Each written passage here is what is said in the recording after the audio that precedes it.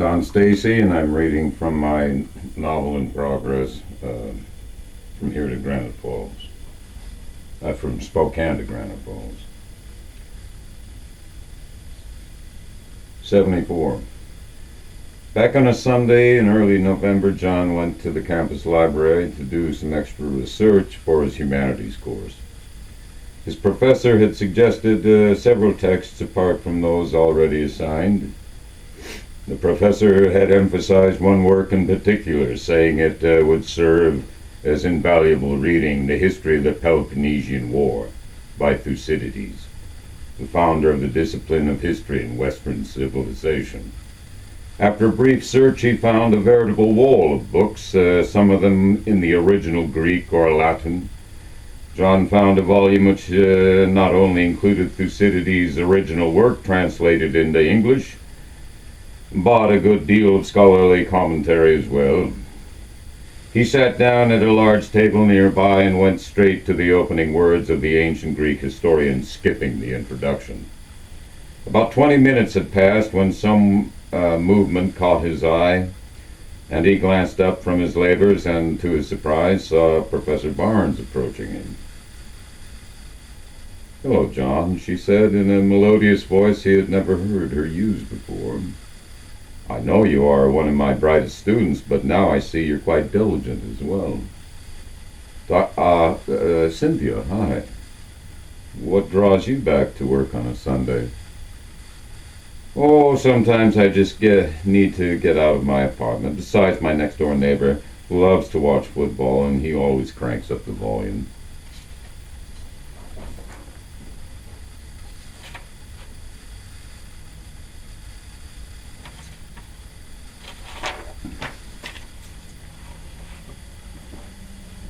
"That would suck. My younger brother is the same way." "Would you care if I sit down for a bit?" "Of course not. I'd be happy if you would." As she sat down, trailing a faint, pleasant scent with her, she removed her glasses and set them aside. "You plan to go home for Thanksgiving, I imagine?" "Yeah, the usual deal, I guess. A freshman flight." She smiled and said, "My parents are back in Illinois. I suppose I could take a flight home to see them, but I plan to stay here and rest." I caught myself dozing off for the last few minutes. Would you care to have some coffee somewhere?" She thought this over for a moment and said, "Yes, I would, as a matter of fact." And she was pleased that his face seemed to light up. "I know a place nearby. We can go there. My car's right outside in front of the building. Faculty parking privileges, you know." They were sitting in a small coffee shop which played Baroque music at a low volume in the background. "I come here fairly often. It's a bit off the beaten path," she was saying. So how long have you been teaching here at UW? This will be my 5th year. I'm on the tenure track, you see. I'm working on a book that will be published here, unless I get a better offer. "That publisher Paris business," he said with a slight derisive tone. "Yes, but it's true, John. That's why university libraries contain as many books as they do." John laughed and said, "You're not married, are you?" Again, what he said pleased her, and she said, "No, I'm not married." "I'll bet you had a lot of offers." "A few. Do you have a girlfriend?" "I do, yes." "What's she like?" A little on the bossy side. She's from a Jewish family." I came across a Chinese proverb the other day which goes something like, "The men come up with all the big, bold ideas while the women handle all the details." "Yeah, that explains quite a lot," he said. 75. Churning was out making the rounds to collect the monthly rent from his tenants. He preferred this personal upfront approach since this gave him an opportunity to glance around for a moment, to take note of, say, the physical condition of the living room, if the walls were still intact, absent any fist-punched holes in the sheetrock, or light fixtures and whether or not they'd been fucked with, modified, or deliberately damaged. When he came to the old Victorian on Taylor Street, he could hear a shouting match underway between two guys, one of them Jimmy for sure, the other probably Hildebrandt, since Bill had rented the third floor to a woman who had recently called him to let him know that she would be out of town for nearly 2 weeks, so she would have to mail him a check. He yanked open the front door and pounded up the stairs and saw the two men now fighting in the hallway, with Jimmy by far getting the worst of it. Bill grabbed Hildebrandt's shoulder, who was about to throw another punch at Jimmy as the latter sagged half-conscious down the wall of the hallway. Bill slugged him with all his force in the jaw, and Hildebrandt staggered backward. But he shook this off in a moment, and as he regained his footing, Bill stepped in close and thrust a powerful uppercut into Hildebrandt's stomach and diaphragm. The wind now knocked completely out of him. Hildebrandt collapsed to the floor as he began to writhe in semi-suffocating pain. Bill quickly turned to Jimmy, who now sat in a daze on the floor with his back against the wall of the hallway.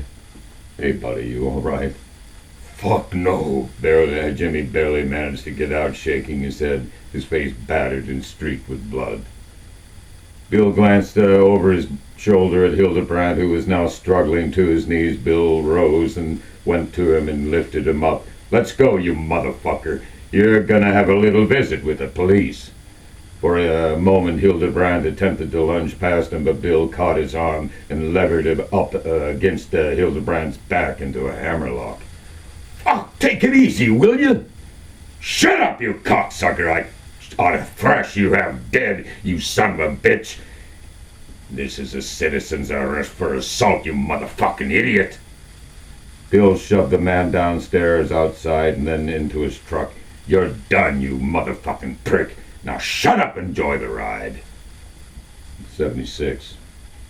Patty had taken the day off when her mother would once again arrive on the train, using a bit of her personnel time. As mother and daughter left the station, they began to strategize on how they would deal with Robbie and the boy's growing inclination to, well, fuck around as though his last living day on Earth were tomorrow. They mulled over how they might induce him into a sense of motivated purpose. "Hugh talked to him about this, Mother," Patty said. "On that night I got so upset at the dinner table. Hugh's been so busy with all this cybersecurity stuff, and he hasn't been any help in the least. Not until I pleaded and begged him to have a talk with our son.